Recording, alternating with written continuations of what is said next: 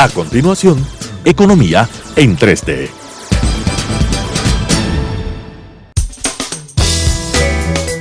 Clasificación A. Apto para todo público.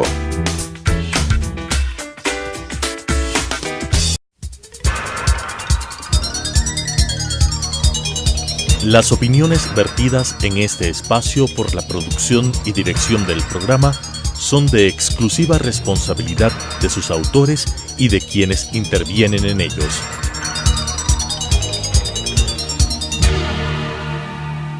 Telesucesos Canal 29 presenta Economía en 3D. Estimados amigos, cordiales saludos del programa 3D. Ahora vamos a hablar de algunos aspectos que están vinculados con la economía. Tú querías hablar sobre algún tema específico, Roberto. Te doy la palabra a ti para que comiences con los juegos. Con el primer asunto. Bueno, como esto es medio futbolera esta economía, los 15 primeros minutos me dices tú para que vayamos ahí a meter los goles. Métele el primer. Y si no podemos meter los goles, hablemos después. Bueno, qué gusto compartir con todos. Yo creo que amerita un pensamiento inicial como para desarrollar la tertulia de hoy con nuestros amigos sobre lo que son los conceptos de renta, de ingreso y de patrimonio. Y cómo, digamos, estos conceptos que son los que mantienen a la economía funcional, operativa, nos pueden estar generando en este momento una complicación habida cuenta de que tenemos unas políticas que se han ido desarrollando en los últimos días y semanas ya, complicando ese flujo, esos stocks y las expectativas, ¿no? Ese era un poco, quizá, Rodrigo, si me corriges un poco el plan. No, está muy bien, está muy bien. Sobre la renta, ¿qué hablamos? ¿Qué te parece? Ahí yo creo que deberíamos dejarle a Dani que nos ilustre un poquito para todos nuestros amigos los conceptos inicialmente, si te parece. El tema de la renta es, ¿cuál es la idea de los impuestos a la renta? Es que el que más paga, es decir, los impuestos deben ser progresivos, es decir, el que más tiene debería pagar más en relación a los que menos tienen. ¿Por qué? Porque la idea es que quien genera más recursos debe aportar más al Estado para que exista un subsidio cruzado y se financie a los que menos tienen con la idea de la redistribución. Ahora, el tema es cómo esto está afectando en relación a la economía como tal. Porque, digamos, nosotros ya tuvimos una reforma tributaria y ha habido, digamos, un esfuerzo de haber un incremento, sobre todo un incremento de las personas que están pagando el impuesto a la renta, no tanto por el porcentaje que se ha mantenido, pero sí una base de gente que ha tenido por las reformas tributarias y el sistema, se ha incorporado al sistema y ha habido un incremento sustancial del impuesto que proviene del impuesto a la renta. Y eso es positivo, desde mi punto de vista. Ha aumentado la recaudación. Ha aumentado la recaudación. Ha aumentado la distribución. Sí, digamos, parte de lo que tú estás diciendo, yo creo que a Elsa de Mena se le debe muchísimo, sí, claro, la modificación de la política del SRI, del famoso SRI, fue clave en la recaudación de impuestos, ¿no? Y lo que tú muy bien señalas, el impuesto a la renta, yo creo que puede ser el más justo, porque no es un impuesto que afecta a los grupos de ingresos bajos, sino que es un impuesto en donde todos contribuyen para que el Estado pueda realizar obras, ¿no? Y en realidad lo que hemos visto es, este gobierno se ha beneficiado de aquellas políticas que mejoraron la institucionalidad del servicio de rentas internas, que en gran parte se obedecen al trabajo muy positivo que realizó Elsa de Mena y al apoyo que tuvimos también de A&D en el desarrollo de toda esa institucionalidad. Entonces, este gobierno se ha beneficiado de eso, ha continuado con la institucionalidad y ha logrado aumentar el número de aportantes, o sea, de incluidos dentro del sistema. Pero una cosa, antes el impuesto a la renta era el más importante de los tributos. Claro, ahora, Así es. Ahora ya no. El gobierno cambió en esa mix de tributos y sobre eso hablemos. Claro, yo creo que ahí entonces decimos, bueno, el impuesto a la renta es una buena forma que además te mantiene los equilibrios y te permite crecer y distribuir. Redistribuir, claro. Entonces eso, digamos, creo que no hay ninguna discusión, eso ha sido una política de Estado más que de gobierno y creo que el Ecuador tiene que continuar con eso y fortalecer la ampliación de la base tributaria en ese sentido. Viene el segundo problema. Cuando un país empieza a cargar la mano ya no a la renta, sino a los ingresos, ¿no? Entonces, ahorita lo que nosotros vemos es que empezamos a tener afectación ya, porque cuando tú haces rentas, está muy bien que contribuyas una parte, pero cuando te sacan de tus ventas o de tus ingresos o de tu valor agregado, ya empiezas a sentir, ¿no?, que la cosa se complica. Más aún, y creo que eso es un punto que hay que toparlo con mucha claridad, cuando tú tienes anticipos o pagas, ¿no es cierto?, elementos que a la final no se te devuelven. La devolución del IVA creo que es uno de los puntos clave en los cuales la liquidez que debían tener las empresas se ha perdido. Y un montón de empresas están llenas de todos estos temas que no devuelve el SRI, ¿no? Lo que tú muy bien, han comenzado a realizar políticas para tratar de captar recursos directos, con tributos directos, sea, por ejemplo, el impuesto al valor agregado, que ahora es el más importante. Exacto. Y se inventaron el impuesto a la salida de capitales, que también tiene un rol importante, y comenzaron con un sinnúmero de impuestos de ese tipo, el ICE, los impuestos a la matriculación de vehículos y gran cantidad de impuestos que hay. Pero en lugar de preocuparse de impuestos que sean más de tipo indirecto, llamemos, en el sentido de que son como el impuesto a la renta, que es un impuesto que es más justo. Así es. Progresivo, ¿no? Y que no te desincentiva la actividad económica. Ahora, sino al contrario. los tributos en el Ecuador y casi en toda América Latina, en América Latina han sido muy importantes porque por lo general los gobiernos tienen su fuente, proviene de los tributos, ¿no? El Ecuador tiene una gran ventaja, que adicional a los tributos ha tenido ingresos, por ejemplo, provenientes del petróleo, lo que le daba al gobierno un colchón importantísimo, que eso el presidente Correa afuera mencionaba. Yo tengo la gran ventaja de que no solo tengo los tributos, sino que tengo un colchón adicional que era muy importante. Y en el caso del Ecuador, el petróleo es muy importante, ¿no? Eso le permitió a él incrementar los ingresos, la inversión pública y los gastos, llegar a niveles tan altos en relación al Producto Interno Bruto. Era como consecuencia de que se endulzó con este crecimiento del precio del petróleo y sin pensar hasta 140, en el futuro, imagínate, ¿no? Comenzó coyunturalmente a gastar sin preocuparle mayor cosa, lo que en el futuro podía ser una política anticíclica, por ejemplo, que se descuidó totalmente. O originalmente nunca la consideró. Entonces, no, al revés. Ideológicamente también hay un aspecto que está vinculado a esto de darle peso a los impuestos que no sean aquellos vinculados a la renta. Claro, exactamente. Y yo creo que ahí es donde... Bueno, yo creo que ahí entramos, ¿no es cierto?, a ver lo que ha sido en el impuesto a la renta. Cualquier economía moderna basada en el capital te funciona.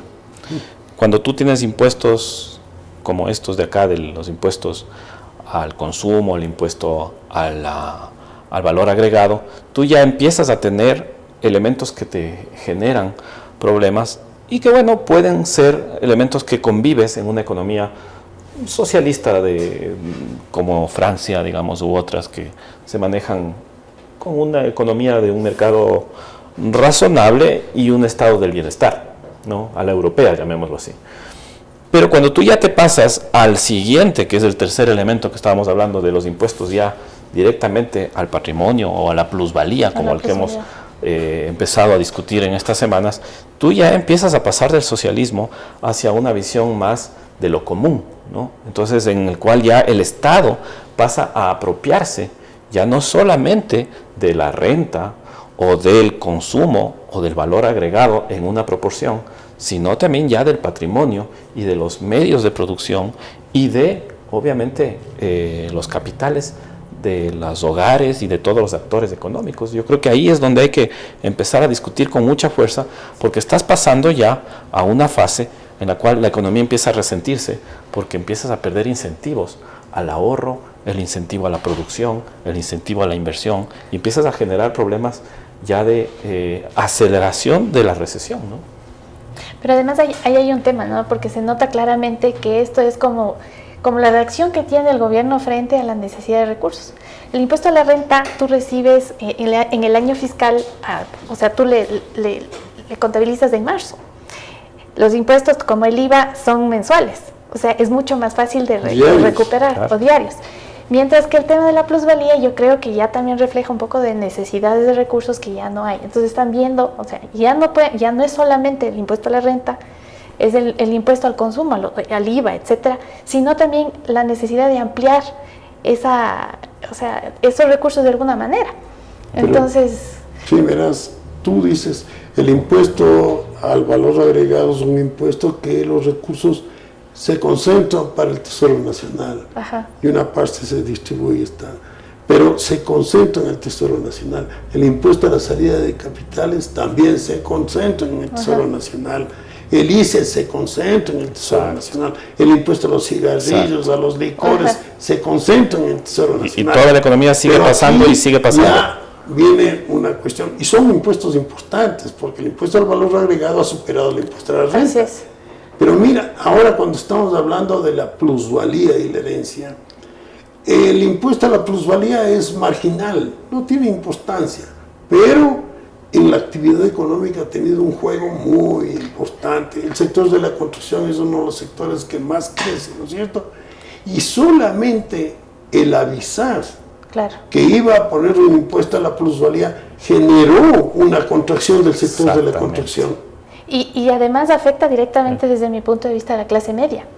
¿Por qué? Porque ¿qué es lo que dice la ley de plusvalía? Es a la segunda venta. Es decir, una persona que quiere comprar una casa y decide dar como entrada a su casa y vende, esa diferencia que se considera como una ganancia extraordinaria tiene que entregar el 75%. ¿Qué es lo que hacen las personas? En realidad el bien que yo tenía no cuesta lo que yo creo, sino que esa diferencia es inferior. Eso es lo que una persona de clase media... Entonces, ¿qué es lo que se frena de comprar una nueva vivienda? Los constructores están exentos del impuesto, es decir, ellos no pagan, pero necesitan compradores, y son los compradores los que dicen, frente a esta situación yo no me voy a meter. Y claro, afecta directamente al sector de la construcción, que es el que demanda mayor cantidad de mano de obra no calificada, que es la mayoría de la población, lastimosamente, en el Ecuador. Y es una población bien grande. Ajá. El sector de la construcción, el efecto del sector de la construcción tiene que ver con la clase baja y clase media. O sea, tiene más impacto la construcción en esos sectores, ¿no? Entonces, como decía, mira lo que son las expectativas, lanza la opinión, lanza al público que va a imponer un proyecto, que va a imponer un impuesto a la plusvalía, y eso generó una caída sustancial del sector de la construcción. Claro. Ahora lo que estamos hablando es sobre el empleo que viene, pero mira, ¿qué es lo que ha generado esa caída de la construcción? Que los bienes del sector bajaron de precio. Inmediatamente. Entonces, si están bajando de precios, ¿qué plusvalía va a haber? Y si el país va a tener un proceso de recesión de algunos años, lo grave, y hay síntomas, es de que los precios de los bienes del sector inmobiliario bajen. Y eso sería gravísimo. El Ecuador nunca ha tenido, tiene experiencia en una caída de los precios, de ese tipo de precios. Ya la inflación está casi cercana a cero. En los últimos meses la inflación hasta ha habido inflación negativa. Entonces ya se encuentra que el país, como consecuencia de la recesión, está teniendo un nivel de precios bien bajo. Y si tú las expectativas y esta medida sale, va a generar una reducción drástica del negocio de la construcción. Claro. Y si ese negocio de la construcción, como consecuencia de la caída de demanda, produce una reducción de precios, eso es gravísimo. Sí. Porque eso sí afecta a todo el mundo, porque todo el mundo tiene su casita, su capital, con su patrimonio, con su patrimonio que, con la intención de que eso pase a sus hijos. Y si ve que su patrimonio ya te metiste en los día a día va perdiendo de valor, el efecto va a ser gravísimo contra este gobierno. Contra este gobierno, porque nadie afectado a la construcción como este le está haciendo. Con un efecto, con un criterio, yo diría, ese es ideológico, porque lo que está pensando es, aquí les voy a afectar a los que más tienen, porque el día en la sabatina, ¿no?, hablaba el presidente de la República que Solanda, estamos en unos terrenos que fueron donados por una persona que tenía mucho dinero y que donó 300 hectáreas, pero inmediatamente señaló, estas hectáreas eran heredadas, y heredadas desde la época de la colonia, decía, terrenos que no eran de ellos, que eran de los indígenas, que se tomaron. Entonces, dice, a ellos tengo que afectarles. Ese es un problema ideológico. Claro, ¿no? claro. Ya te va a otro nivel. Ya estás a otro nivel. Lo que nunca ha hecho en ideología, él no ha adoptado así políticas ideológicas muy fuertes, por primera vez lo está tratando de hacer. Sí, es una radicalización, digamos, del discurso, incluso, ya no solamente de la política económica, del discurso económico, ¿no? Y te está avisorando que el modelo económico es un modelo radical, en el cual básicamente lo que nosotros sabemos es que todos los efectos te conducen, uno, a las expectativas racionales de la gente, que ya hemos analizado en los efectos de precios y los efectos reales, por ejemplo, en empleo, con el sector de la construcción. Además, tú tienes una cuestión que es muy importante de analizar en dolarización. Cuando tú estás en dolarización, tienes un enfoque monetario de la balanza de pagos, ¿no es cierto?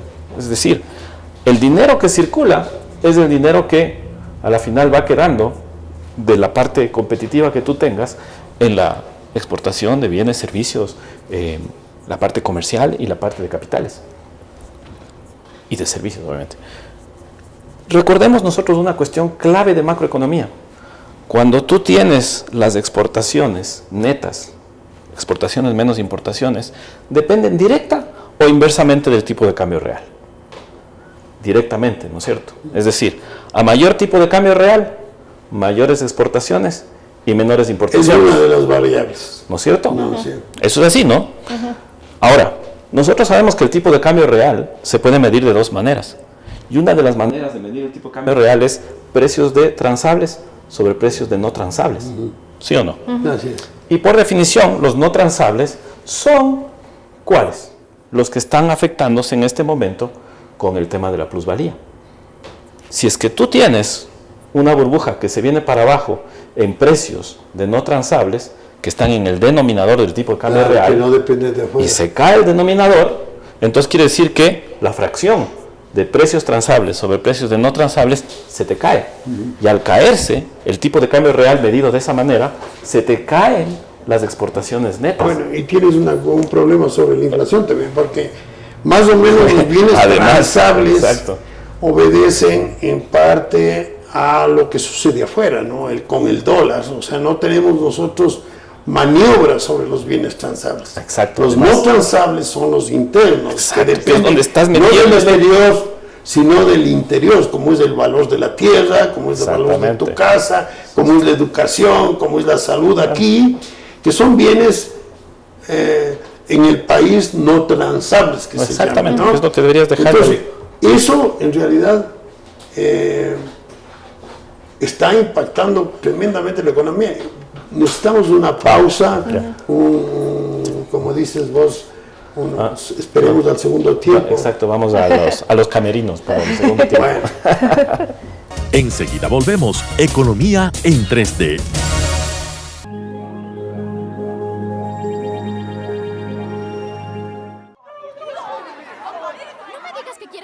Solo dámelo. Tranquila.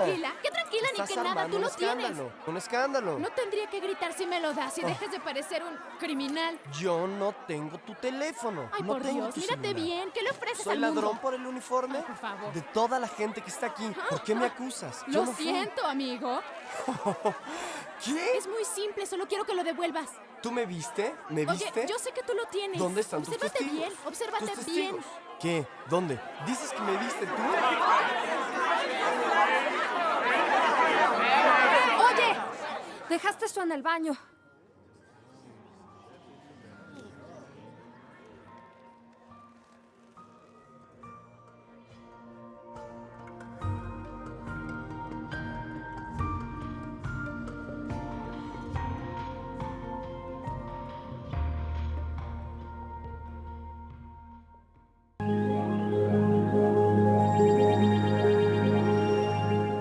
Continuamos Economía en 3D. Bueno, es muy interesante lo que estamos hablando de los bienes transables y no transables. El gobierno tiene más un dominio más importante sobre los bienes no transables, lo que está sucediendo y lo que dices vos, el impuesto a la plusvalía, la herencia, tienen un impacto sustancial sobre los bienes no transables. Y sus precios. Entonces, y eso tiene un impacto sobre el nivel de precios, sobre la inflación, ¿no? Exactamente. Porque la inflación en el país ocurría porque los bienes no transables subían de precio. Ahora con la recesión estamos con un problema grave y estas medidas en donde expectativas más efectos que ya están generando por la caída del precio de la construcción y de otros factores, porque no solamente es la construcción, es la negativa que hay o la aversión al riesgo en el país. Exactamente, ¿no? que te impide invertir. Que te impide invertir. Y generar empleos. Y estás esperando a ver qué pasa. O incluso si estás en actividad, reduces el empleo. Ahora, son asuntos muy interesantes que han sucedido en la última parte del gobierno. Sí, ¿no? exactamente, exactamente. Entonces, ¿qué efecto va a tener, por ejemplo, esto en las elecciones? Híjole, ahí entramos en la economía política, vos que eres más del área social y la parte esta de aquí, ¿cómo le ves, Dani? A mí me parece que, desde mi punto de vista, yo no soy politóloga, pero estaba escuchando, estaba leyendo sobre esos temas del otro día. Y lo que dicen los politólogos es que esta medida lo que hace es radicalizar el tema. Exacto. Y asegurar que la gente que es más afín al gobierno no se vaya hacia otros, o no se disperse el voto hacia otros candidatos posibles, como podría ser la candidatura de Paco Moncayo. Porque hay mucho resentimiento con algunos temas. Digamos, la gente que es afín del gobierno por ideología. Por ideología. La base dura. La base dura. Pero parece que la base dura tuvo, digamos, empezó a dudar por algunas cosas. El tema ambiental, por ejemplo, lo que está pasando en la Amazonía. El tema de las universidades. Tantos estudiantes que no pueden estudiar. Y la DINA, todo. Digamos en las universidades en general. El Cenecit. En Cenecit, el tema, ya empieza a ver el tema de la violencia contra las mujeres. Entonces, es como que empieza a dispersarse un poco el voto duro. Entonces, se necesita una medida que sea más radical. La ley de plusvalía es eso, radicalizar el voto y volver a traer a esa gente que muy afín al gobierno y decir, no, seguimos en la misma línea. Y un poco es eso. Sí. Digamos, la política del gobierno desde el punto ideológico, por ejemplo, en el trato de la mujer, no ha sido ideológicamente de acuerdo con los pensamientos que la línea que tiene el gobierno debía ser, ¿no? O sea, todo lo contrario, el gobierno ha sido muy conservador en lo que hace relación con las políticas de la mujer. O sea, desde mi punto de vista, el discurso no va acompañado de las acciones. Muy interesante lo que estamos hablando. Me recuerda un texto del MIT, de Person y Tabellini, que creo que es uno de los libros de cabecera para analizar estos temas que tú preguntabas, Rodrigo. Tú sabes que ahí está el teorema del votante mediano, ¿no? Y obviamente el ganador de Condorcet, llamémosle así en términos económicos, que es, digamos, el que sale elegido con la mitad más uno, y en este caso ni siquiera con eso, sino con el 40% versus 30%. Tienes que tú asegurar que llegas, más o menos, si hacemos bien las cuentas, con un 15% de nulos y blancos conforme a las reglas del juego. Tú, si es que llegas a tener 34, 35% del voto, con 15% de nulos y blancos, sí, estás en 40. En la primera... ¿No es cierto? Y si es que el segundo llega a 24, 25, no llega, digamos, al 30, sí, multiplicando por el punto 85, digamos, que es la conversión que hay que hacer. Entonces, finalmente puedes ganar en primera vuelta. Así es. Ese es lo que pasó en las elecciones en Nicaragua, por ejemplo. Sí, o sea, no llegó al 40. Claro, no, ganaron con 30 y tanto. Entonces, claro, el famoso número que está ahí es del 35%, coincidencialmente, ¿no? Entonces, ¿qué es lo que tú tienes, digamos, que ver en este marco? ¿Cómo garantizas que el voto duro, efectivamente, se mantenga contigo y no se disperse? Y seas el ganador, ¿no es cierto?, matemáticamente de las elecciones. Si me permites, verás. Y ahí está muy bien lo que vos dices. Yo creo que ideológicamente la población de izquierda en el país es minoritaria. O sea, yo no creo que la población, quienes apoyaron a Correa, está a la izquierda, sí, pero una gran cantidad de gente que no es de izquierda. La izquierda tradicional, dices tú, es pequeña. La izquierda tradicional. Claro. ¿Qué es esa izquierda tradicional? La que puede haberse afectado por las políticas del gobierno. Estamos hablando de las políticas ecológicas, por ejemplo, que no le ha dado mucha importancia, Los derechos de la mujer, los derechos de poblaciones como GLTB, ¿no? Que el gobierno no ha sido ideológicamente, no ha tenido los mismos criterios que tienen estos grupos ideológicos. Presidencialmente ha habido manifestaciones también, mira, de eso, ¿no? Lo que el Tratado de Libre Comercio que se va a firmar ahora con el único voto en contra del ministro Iván, ¿no? Ese fue... Entonces ahí encuentras que también este grupo ideológicamente de izquierda, en forma equivocada, creo yo, se oponen a los tratados de libre comercio. Perdón, y te añado uno, que no es de mucho conocimiento público, pero la elección o la reelección en el CONGOPE, en el que se hace una lista conjunta, se le reelige al prefecto de Pichincha con solamente un voto en contra, que es el del prefecto de Zamora Chinchipe, ¿no? Entonces fíjate, también en lo territorial, que es otra de las dimensiones de análisis por el tema de descentralización y otros elementos económicos que están ahí, así como en el tema comercial que tú decías, ¿no? Perdón que te interrumpí, pero era un tema adicional. Digamos, los gobiernos locales tienen más interés de lo personal, lo que le den en rentas y ese tipo de cosas. De las transferencias. Así, ¿no? Son las transferencias. Ellos son transables, como se dice. Estamos hablando de los territorios. Entonces, digamos, ahí no se mueve la ideología. Ahí hay más intereses de otro tipo. Claro, que son reales del territorio. Entonces... Lo que sí, lo que es interesante es ver lo que el presidente trata de mostrar, ¿no? Ahí con una sonrisita, porque cuando habla de la plusvalía de la herencia, él se ríe, ¿no? Pero, Rodrigo, no te creas que no juega la ideología en los territorios, porque, digamos, cada territorio tiene su forma de ver. Si no, a ver, piensa cómo piensa el Guayas y cómo ha demostrado su votación y por qué ellos manejan los partidos que son fuertes allá. Lo mismo en las zonas indígenas, tienes otras zonas. Entonces también hay una forma ideológica, digamos, por la historia y por muchos otros elementos que está jugando ahí y que a la final, al rato de elegir la asamblea, eso va a ser fundamental, ¿no? También hay una ideología, entonces digamos... Sí, digamos yo, todavía creo yo, de acuerdo a las encuestas, que cualquiera puede ganar. Sí. Cualquiera puede ganar. Yo creo que va a haber segunda vuelta, pero cualquier candidato puede ganar. Pero ya que nos y pusiste el segundo también cualquiera, o sea, el gobierno a lo mejor sale tercero. Puede pasar. Porque estamos hablando del 50% de que están decididos y el gobierno tiene 36%, el candidato al gobierno. Eso significa en un global de 100% alrededor de un 18% apenas. Sí, es que yo creo que analizando numéricamente y haciendo un poco de análisis de simulación, de votación y de tendencias, lo que a ti te interesa no es tanto el nivel de las encuestas, sino la primera y la segunda derivada, es decir, cómo va creciendo o decreciendo. Así es, y si ese crecimiento o decrecimiento es creciente o decreciente, es decir, si creces crecientemente estás muy bien, ¿no es cierto? Y si creces decrecientemente, no vas tan bien, y si empiezas a decrecer, mal, y si decreces crecientemente, estás fregado. Y ahí es donde se explican muchos de estos elementos que decíamos, de apelar a la ideología como forma de cohesionar al voto, para garantizarte que la distribución de voto se mantenga junto a ti, para alcanzar a llegar al punto donde tienes que llegar. Yo creo que ahí estás justo en el margen, porque con 3, 4 o 5% de error en las diferentes encuestas, ojalá hubiera un nivel de error de 2%. Cuando tú estás cerca de 32, 33 en promedio, entonces estás entre el 35, el 31 y el 30. Pero con 31 no te alcanza. A nadie le alcanza para ganar en primera vuelta.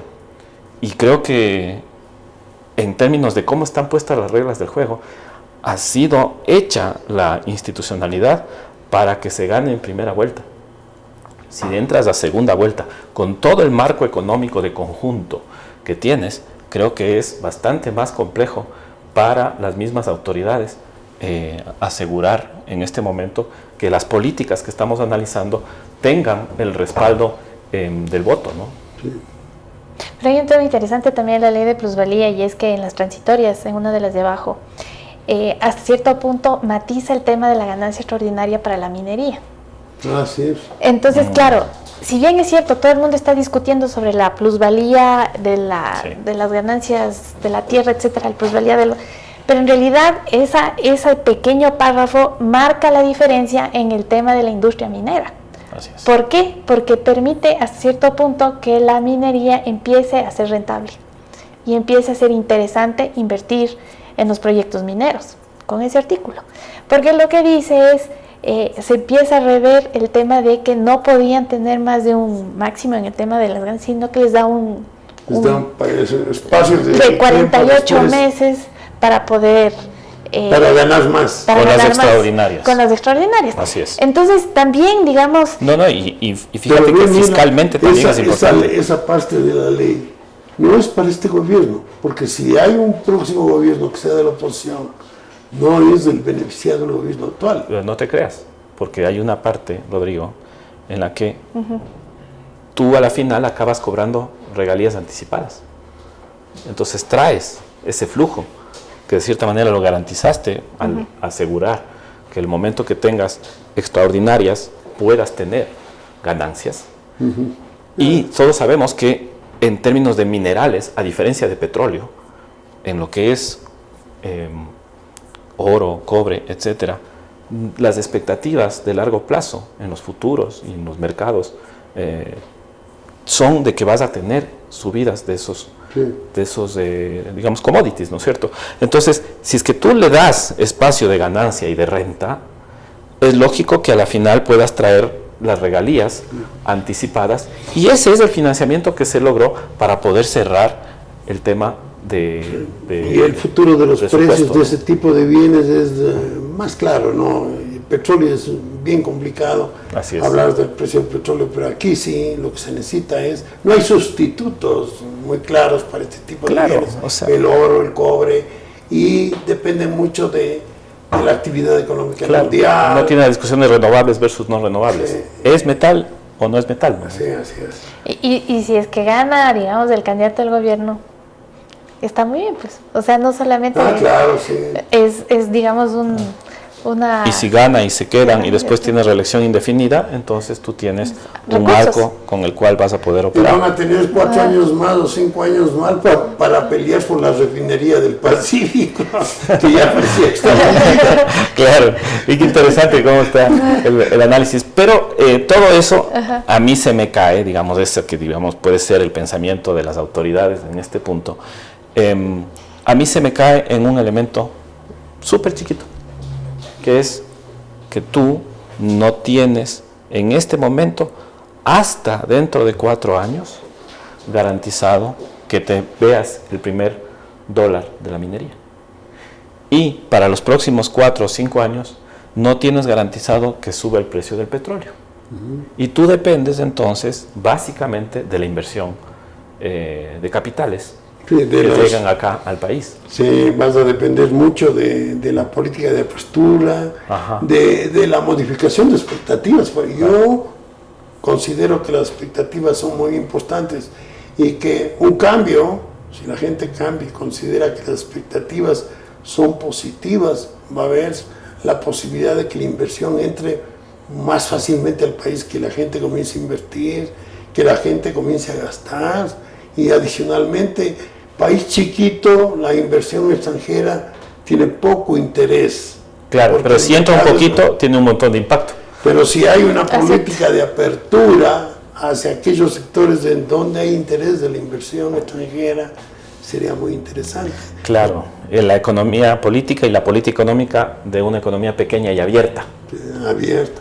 Y oye, un sector que es importantísimo, yo siempre hablo, el sector agrícola, el sector rural del país. Sí. Y yo creo que el Ecuador tiene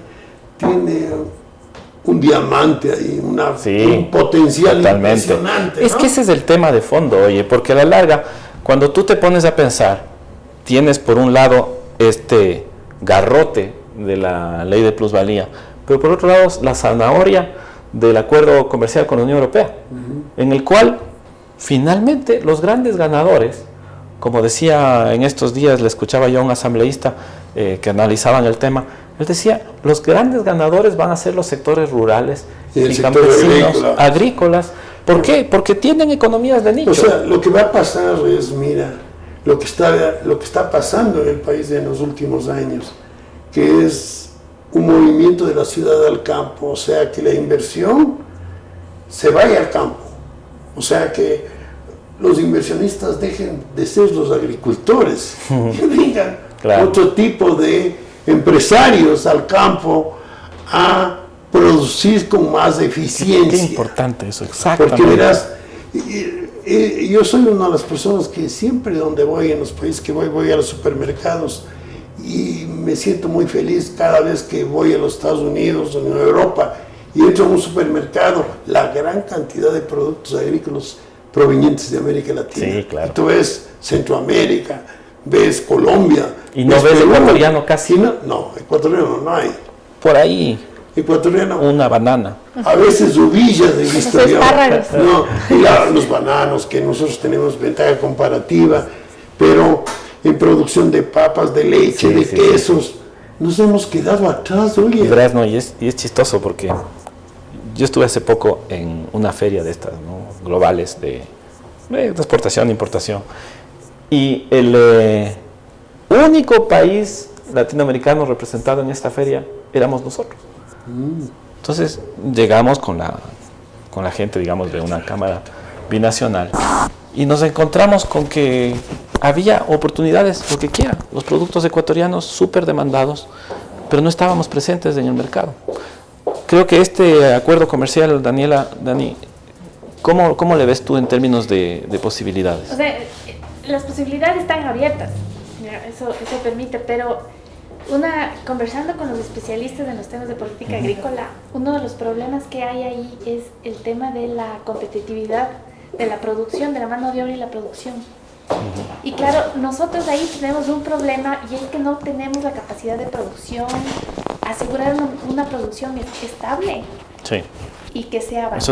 Eso es verdad. Entonces, claro, el reto está ahí. ¿Cómo tecnificar el campo? ¿Cómo hacer cadenas? ¿Cómo hacer cadenas? ¿Cómo hacer escala? ¿Cómo hacer escala? ¿Y cómo ayudar a tecnificar, capacitar a la mano de obra? Sí. ¿Cuál debería ser el enfoque? Y entonces ahí el tema del sistema educativo tampoco está muy claro. Es que ahí es donde entramos ya a conversar, porque si es que tú me decías que en el cambio de la matriz productiva que se planteó en la planificación el año 2013, ¿no es cierto?, cuando se hizo el plan 2013-2017, hubiera incorporado estos elementos, entonces estuviéramos nosotros muy bien, porque nos hubiéramos preparado para la medida que se acaba de tomar ahora de abrir finalmente el acuerdo con la Unión Europea. Ellos debían haberlo abierto en el 2013, que fue cuando fue, ¿no? Una pausa. Se acabó el tiempo de los 90 minutos. Enseguida volvemos. Economía en 3D.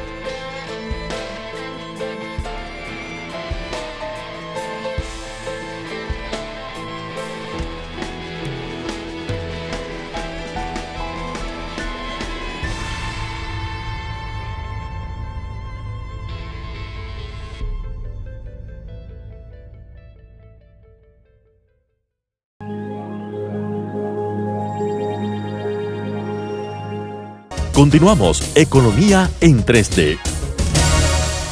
Bueno, continuemos con este tercer tiempo. Oye. Claro, los descuentos, como dicen. No, todavía falta. Sí tenemos, ¿no? Sí tenemos.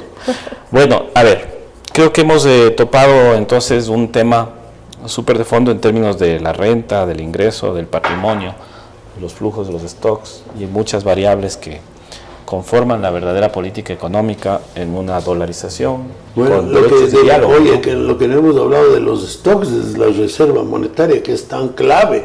Tú has hablado del problema de balanza de pagos, la liquidez que requiere la dolarización, con una reserva muy pequeña, ¿no? Sí. Y comprometida. Oye, en este momento tuviéramos en reservas monetarias más de 10 billones, si es que el Banco Central no hubiera actuado tan mal, entregando 4 billones al gobierno y dando líneas de crédito hasta por 7.000 millones a la banca pública. Y creo que hay que topar Oye, 7.000 millones a la banca pública, ahí estaba un campo para modificar la matriz productiva. Si la banca pública hubiera empujado con un financiamiento al sector agropecuario para financiar modificaciones en la productividad del sector agrícola, las ventajas que hubiéramos tenido. Es que ahí es donde hablamos del tema ideológico. Porque, por ejemplo, si es que tú esos recursos los pones y los dejas en la reserva y aseguras que tanto el Estado en sus ahorros, con ahorro público, como los bancos con el ahorro de la ciudadanía, que está depositado todo eso en la reserva, está allí, entonces tú transmites confianza, porque sabes que el sector público y el sector privado tienen para reaccionar en caso de una crisis de precios o de cualquier evento natural o lo que sea. Ese fue un enfoque con el cual en su momento, por ejemplo, el país recibió ingentes recursos de inversión extranjera con los cuales se logró crecimiento. Pero además hay un factor que es muy importante, la tasa de interés. Si es que tú empiezas a utilizar esos recursos y lo mandas a la banca pública, por su propio rol y por concepto, lo que hace es invertir en sectores riesgosos.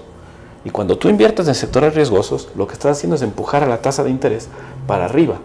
Bueno, pero mira, ¿no? Y eso te daña el consumo y la inversión y la economía. Cuando vos dices invierte en sectores riesgosos y tiene un impacto, más que en sectores riesgosos, concede mal el crédito. Concede mal el crédito porque no analiza la capacidad de pago del cliente, como está haciendo, por ejemplo, Banco Ecuador ahora, entregando 20.000, 25.000, sin un análisis de la capacidad de pago. Y bloqueando los semáforos. Eso te afecta al desarrollo del sector. Es que los precios son semáforos, ¿no? Son señales. Y es una competencia negativa para aquellos que quieren actuar en el sector financiero con prácticas más eficientes. Claro. Pero ahí no me queda claro lo que estamos hablando, porque por un lado decimos, con esa cantidad de recursos hubiéramos podido cambiar el país si se hubiera entregado el crédito para cambiar la matriz productiva. Pero el supuesto es que nosotros estamos en la capacidad de hacer todos esos cambios y que estamos listos y que la preparación está lista, que las capacidades están listas. Y yo creo que ahí es donde estamos fallando. Por eso yo te decía. Financiamiento a la innovación, al mejoramiento de la calidad del gasto de inversión pública, y además, ver la calidad de los proyectos. Porque a la final, cuando uno trabaja en el sector público, sí o no, que el menor de los problemas generalmente es la plata. Lo difícil es que alguien pueda hacer, sepa hacer, quiera hacer. Así es. La ejecución. La ejecución y la ejecución con eficiencia. Ya que logres eficacia ya es bastante. Entonces a veces el tema, o sea, pensar que con los recursos se soluciona todo, yo creo que fue el pensamiento de este exacto, gobierno. Ese es el error, porque pensaste en gastar, aumentaste los precios. Le dio una línea de crédito de 7.000 sin pensar a dónde va esa plata. Y pensar que era suficiente. El potencial que hubiera sido si tú comienzas la banca pública a conceder crédito con el objetivo de mejorar la productividad. Ese debe ser uno de los objetivos claves del financiamiento del sector público. Claro. Porque eso te va a empujar a un crecimiento de la economía. Va a tener un multiplicador. Cuando yo te decía de los sectores riesgosos, yo no me estaba refiriendo en mal sentido. porque tienes que invertir en sectores riesgosos, pero en proyectos de calidad. El problema es cuando tú inviertes en sectores en los cuales, sí, está bien, son riesgosos, pero además no llegas a tener efectividad. Entonces, si tú te quedas con la eficacia en el indicador mínimo, que es el indicador de gasto, y no vas al indicador de resultados, y no empiezas a ver cómo pasas de eficacia a eficiencia, que es el mismo resultado con menor costo, y pasas idealmente de efectividad, que es el máximo impacto, al mínimo costo, ahí entonces ya no tienes calidad, sino solamente cantidad de gasto, y dañaste toda la economía. Además, por ejemplo, un ejemplo de eso te van a decir, ya Chay, recursos de innovación. ¿Cuáles han sido los resultados? Ni recursos ni innovación. Claro. Y porque acabas no ha con- habido un análisis de gasto en base a la innovación. Si ya Chay, por ejemplo, hubiera dado importancia, por ejemplo, a la productividad del sector agropecuario, hubiera sido un trabajo muy importante que hubiera hecho. Han habido, por ejemplo, algunos trabajos de INIAP respecto a la producción de arroz, ¿no? De producción de cacao para mejorar la productividad por hectárea. Ese tipo de cosas que no le da mayor importancia al gobierno. Y es triste porque en realidad tú lo que esperarías en un gobierno que se dice a sí mismo revolucionario, socialista, del siglo XXI, y que ese es un poco el discurso que se ha utilizado, deberías tú ver resultados clarísimos en educación, en empleo, en temas de innovación. Deberías ver resultados clarísimos en términos tecnológicos, que eso es lo que se esperaba, ¿no? Pero cuando tú le ves que el propio candidato del gobierno dice algo sobre elefantes blancos, creo que mencionó, ¿no es cierto? Sobre las escuelas del Sobre milenio. las escuelas del milenio, exacto, que es un tema educativo que ha sido bandera. Y cuando tú ves que el candidato que tiene, digamos, en su momento la más larga campaña en la oposición, habla sobre el tema del CENESID y se arma, digamos, toda una discusión sobre educación, ciencia, tecnología, y estamos discutiendo eso a ese nivel. Entonces tú lo que dices es, puchicas, ¿dónde quedó todos estos años de posibilidades, ¿no? Así perdimos mucha, o sea, hubo un gasto desmedido y equivocado, o sea, sin el análisis. Lo que dice, cuando tú gastas, haz un proyecto, analiza cuál va a ser primero el efecto que ese proyecto va a tener en la actividad económica. Y una vez que tengas bien medido, haz la inversión. Claro, y un Pero indicador, vamos a indicadores duros de resultados, ¿no? Que es, por ejemplo, el tema de pobreza. Creo que Daniela, tú eres también experta en esa materia. Los otros indicadores de distribución, uno clave, el de subempleo. Sí. A estas alturas deberíamos tener una reducción del subempleo, no debería estar en la mitad, ¿no es cierto?, de la población económicamente. O sea, en términos de la reducción de pobreza ha habido mejoría. Claro, pero en los últimos meses y años. Pero el problema es que el porcentaje de personas en vulnerabilidad, es decir, las personas que no lograron superar, no llegaron, digamos, a la clase media, sino que se quedaron salieron de la pobreza, pero no lograron las capacidades para superar por sí mismos la pobreza, que son educación, salud, alimentación, etcétera. La habilitación ciudadana. La habilitación, ese porcentaje es casi del 40%. Sí, Y eso exactamente. es altísimo. Entonces, Y eso frente va a con un el shock, subempleo. Una frente a un población shock, en riesgo. es una población en riesgo. Y las estimaciones que hace las Naciones Unidas es que frente a un shock, al menos una tercera parte de esa población va a volver a caer en pobreza. Sí. Es decir, que luego de 10 años, esas personas que salieron de la Muy pobreza triste. por temas, por este tipo de crecimiento subida de económico, precios. por Eso subida de estás precios, hablando no de tú, temas reales. de Exacto. la relación que tiene lo que tú hablabas con la ley de plusvalía, que te está generando expectativas negativas y puede ampliar que esa población en riesgo sea más grande, pasen a niveles de pobreza, porque es un sector que tiene una influencia muy importante respecto al empleo de ese tipo de personas. Claro. Y además hay un tema que pasó, un fenómeno que pasó durante esta época del gobierno de Correa, es que estas personas que salieron de la pobreza, hay un estudio que dice que tienen un patrón de consumo de personas de un quintil. De nivel más alto. Más alto. Claro. Entonces, claro, ese patrón de consumo lo que hizo fue presionar por las importaciones, porque no consumían productos nacionales, sino que productos... El país de clase media. El país de clase media. Sí, ese es el estudio, así es. Entonces, claro, a la final, estas personas que van a perder, digamos, ese potencial de personas que van a volver a caer en pobreza, no solamente es el tema de toda la pérdida, sino de la frustración. Sin duda. Y ve, el tema es, el presidente tomó asuntos sobre eso y habló sobre la tarjeta de crédito. ¿Se acuerdan del famoso tema del Bashi Card? ¿No es cierto? Que se habló coloquialmente en las redes y en el país. Pero ya ahorita ya pasas a otra etapa. Porque en realidad ya ni siquiera le dices que se endeude para salir, sino que le dices, oiga, présteme que acá yo voy a manejar esta cuestión y todo lo que en su momento usted haya recibido y acumulado, devuelva. Y se lo ve claramente en la discursiva que utiliza el presidente en muchas de sus sabatinas, ¿no? Bueno, y el presidente, ¿de dónde acá menciona que la plusvalía es especulativa? Y lo ilegítimo. Y es porque dice, muy discutible, ¿no? Esto va contra los gastos especulativos y es contra todos. Todos los que van a tener plusvalía tienen que pagar. Claro. Y la pregunta del millón, cuando estamos analizando estos temas, llegamos a topar hueso con el tema de bienestar, que es el tema central en economía, ¿no es cierto? Sí. Ya. Entonces tú dices, ¿qué es bienestar? ¿Que tengan los recursos del Estado o que tengan los recursos los hogares?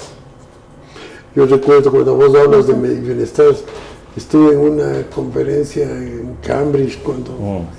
¿En cuál de los dos Cambridge? En Inglaterra. Hay un gran debate de Cambridge. Había un filósofo que hablaba, ¿no? Y todo el mundo escuchaba ahí. Uno no puede preguntar, tiene que estar oyendo, ¿no? Porque son solo los profesores los que participan. Y hablaba contra los economistas. ¿Ustedes por qué hablan del bienestar? Eso no les corresponde a ustedes. Claro, exactamente. Es una gran discusión. Pero ve, pero muy interesante. Claro, es que eso es el tema central de fondo, ¿no? Y ahí es donde nosotros nos preparamos para eso y nos enamoramos de la economía y podemos conversar con la gente a la que le interesa la economía. Hay dos teoremas fundamentales del bienestar. El primero, que te dice que se llega al máximo de bienestar cuando tú permites que el mecanismo de mercado avance hasta el tope en términos de eficiencia, ¿no es cierto? Ese es el primer teorema fundamental del bienestar. Con un mercado perfecto tú alcanzarías el equilibrio sostenible a largo plazo. Como eso no existe. Claro, eso ni en el cielo. Ni en el cielo. Pero es un teorema. Entonces viene el segundo teorema fundamental del bienestar, que te dice, bueno, aparte de que usted tiene que regular para construir o reconstruir la eficiencia, que es uno de los roles del Estado en un estado de bienestar, usted tiene que hacer pagos de transferencia, ¿no es cierto? Porque a la larga, si usted se pone en la curva, digamos, de distribución, puede llegar al mismo nivel de eficiencia con una situación de distribución o con otra. Y entonces el Estado tiene los mecanismos redistributivos que habíamos hablado al principio de hoy. Pero con muy poca... Con muy poca variabilidad en términos muy reales. Poder, digamos, el Estado, porque el Estado, desde el punto de vista económico, es muy pequeño en relación a la actividad privada. Debería ser exacto, y es un mecanismo de redistribución nada más. El Estado lo que tiene que hacer es regular nomás, ¿no? Lo que regular y redistribuir. Y en el campo que le corresponde, o sea, una cosa es ayudando a redistribuir con una buena educación, con una buena salud, con ese tipo de cosas, dar más oportunidades a la gente, preocuparse de las minorías, preocuparse de los discapacitados, de quienes no pueden valerse por sí mismos, generar más oportunidades, ¿no? Y lo clave ahí es la educación, la salud, ¿no? Y me acuerdo yo de un trabajo de Irarrázaval, del Centro de Estudios Públicos en Chile, que es este espacio donde pasan todos los candidatos en Chile siempre a debatir, ¿no? El Centro de Estudios Públicos es como la catedral de la economía y la política allá en Chile. Y entonces Irarrázaval hablaba de la habilitación. Y claramente te decía que, bueno, el segundo teorema es muy importante, pero de nuevo tienes que reconstruir el primero, porque es allí donde tienes el mayor efecto. Entonces creo que allí es donde hemos topado nosotros finalmente fondo, en términos de esta ideología en la que hemos estado estos 10 años, que en lugar de ir hacia el primer teorema fundamental, se ha ido hacia el segundo, extremando, no solamente en un mecanismo de redistribución, sino de apropiación. Analicemos una cosita así más práctica, ¿no? si nos ponemos a analizar a quién se debe el desarrollo de algún bien que sea productivo, que tenga Correcto. un margen en la Excelente. economía muy Excelente. positivo. Por ejemplo, el negocio de los camarones. ¿De dónde viene? Claro. Del sector privado. Exacto. ¿Quiénes son los que están modificando y mejorando la productividad? Exclusivamente el sector privado. ¿Qué hace ahí el sector público? Nada. Banano. Es un negocio del sector privado. ¿Qué hace el gobierno por mejorar la productividad de ese sector? Nada. ¿Y qué ¿no? tendría que hacer? Y así, Así es. bueno, tiene que apoyar con investigaciones, con ese tipo de cosas, incentivar. Pero síguete moviendo. El Estado ha tenido alguna petróleo, por ejemplo, que ha manejado el gobierno. Claro. El desarrollo del sector petrolero no ha obedecido al gobierno. Eso, ¿quiénes son los que han generado, los que están introduciendo tecnologías Exacto, apropiadas? correcto. Vienen de afuera. Sí. Entonces, No el desarrollamos papel esa del tecnología. gobierno en lo que tiene que ver con la productividad ha sido totalmente marginal. Claro, es que esa es la Y cuestión. con tantos recursos. Y en una década tú deberías haber tenido ya resultados. Porque si no lograste en una década, con los mejores precios del petróleo que has tenido, ya digamos no lo vas a lograr, ¿no? Y no Entonces, solamente ya es hora de un no cambio. solamente recursos, sino de políticas. el apoyo político, pues. ¿Qué gobierno Además. ha tenido a favor la asamblea, los grupos políticos, la ciudadanía? Porque tuvo el 80% de aprobación en la Constitución. Claro, Cuando hubo sí, el voto fue el 80% a favor. Entonces, Sí.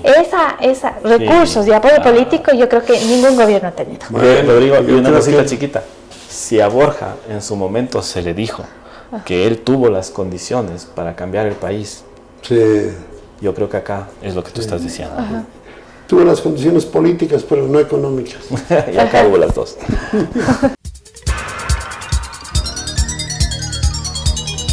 Las opiniones vertidas en este espacio por la producción y dirección del programa son de exclusiva responsabilidad de sus autores y de quienes intervienen en ellos.